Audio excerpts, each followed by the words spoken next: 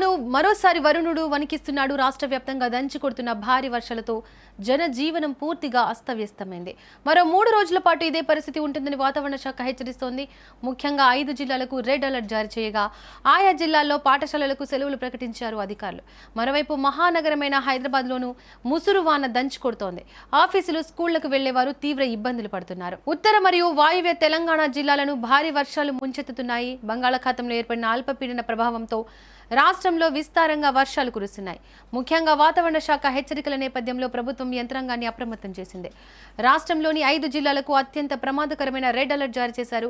ఈ 5 జిల్లాల్లో వర్షాల తీవ్రత ఎక్కువగా ఉండే అవకాశం ఉండడంతో ముందు జాగ్రత్త చర్యగా అధికార యంత్రాంగం అప్రమత్తమైంది. లోతట్టు ప్రాంతాల ప్రజలను సురక్షిత ప్రాంతాలకు తరలించేందుకు ఏర్పాట్లు చేస్తున్నారు.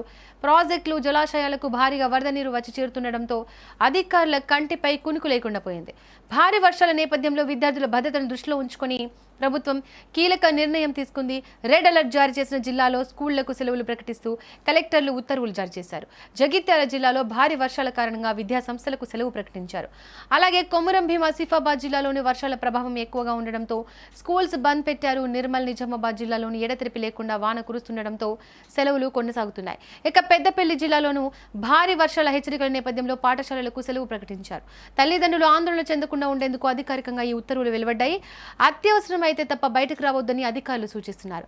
ఇక ఒక్కసారిగా నగరంలోకి వస్తే హైదరాబాద్లోని వరుణుడు తన ప్రతాపం చూపుతున్నాడు.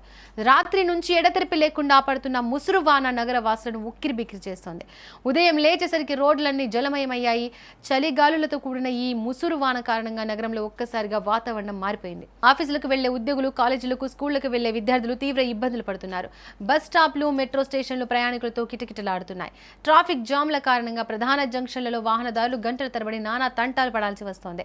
జీహెచ్ఎంసీ, డిఆర్ఎఫ్ బృందాలు రంగంలోకి దిగి నీరు నిలిచిపోయిన ప్రాంతాల్లో క్లియరెన్స్ పనులు చేపడుతున్నారు. మరో 3 రోజులు ఇలాగే భారీ వర్షాలు కొనసాగే అవకాశం ఉన్నందున ప్రజలు అత్యంత అప్రమత్తంగా ఉండాలని అధికారులు హెచ్చరిస్తున్నారు.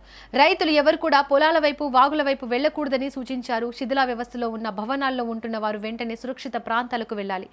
నగరంలో జీహెచ్ఎంసీ అధికారులు ప్రత్యేక కంట్రోల్ రూమ్లను ఏర్పాటు చేశారు. ఎమర్జెన్సీ సహాయం కోసం ప్రజలు జీహెచ్ఎంసీ టోల్ ఫ్రీ నంబర్లను సంప్రదించవచ్చు. మొత్తానికి తెలంగాణ అంతటా వర్షాలు బీభత్సం సృష్టిస్తున్నాయి. ఎక్కడ ఎలాంటి ప్రాణ నష్టం జరగకుండా ప్రభుత్వం, అధికారులు అయితే తగిన చర్యలు తీసుకుంటున్నప్పటికీ ప్రజల సహకారం కూడా చాలా ముఖ్యమంటూ అధికారులు భావిస్తున్నారు.